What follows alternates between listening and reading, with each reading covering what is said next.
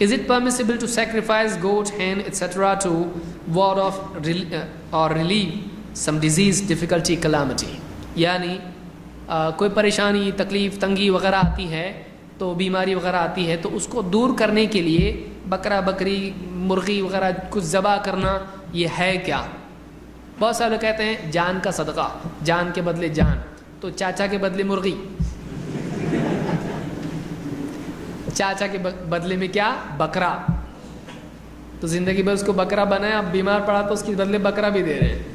تو ایسا ہے کیا؟ اسلام میں ایسا نہیں ہے. اللہ کے نبی صلی اللہ علیہ وسلم نے آپ کے گھر میں کوئی بیمار پڑتا، کبھی بھی آپ نے پوری زندگی میں حسن، حسین رضی اللہ تعالیٰ عنہما یا کوئی بھی بیمار، آپ کی بیویاں بیمار پڑتی، کبھی بھی آپ نے کوئی بکرا یا اونٹ یا گائے یا کچھ بھی ذبح کر کے ان کے بدلے میں ایسا نہیں کیا. اس کی جان کے برابر ہو سکتا کیا؟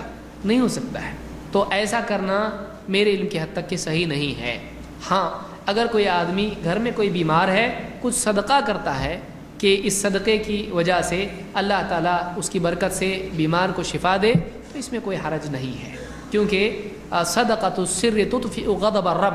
اللہ کے نبی صلی اللہ علیہ وسلم فرماتے ہیں کہ چھپا کے دیا ہوا صدقہ اللہ کے غصے کو بجھاتا ہے.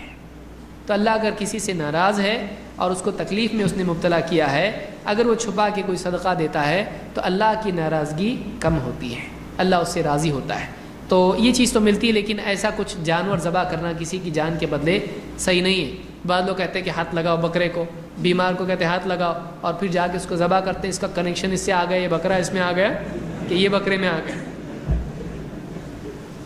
بیماری اس میں آ گئی. ایسا کچھ بھی نہیں ہے، یہ اسلام میں نہیں ہے. کرنے کے کام پبلک کرتی نہیں کرنے کے کام کرتی.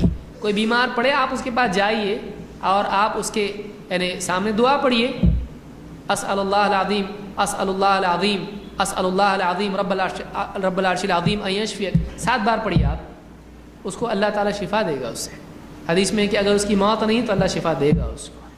تو یہ چھوٹی چھوٹی دعائیں ہیں جو یاد کرنا چاہیے. تو کرنے کے کام کریں، خواہ مخواہ اپنی طرف سے کچھ بھی بتنگڑ نکالے نہیں.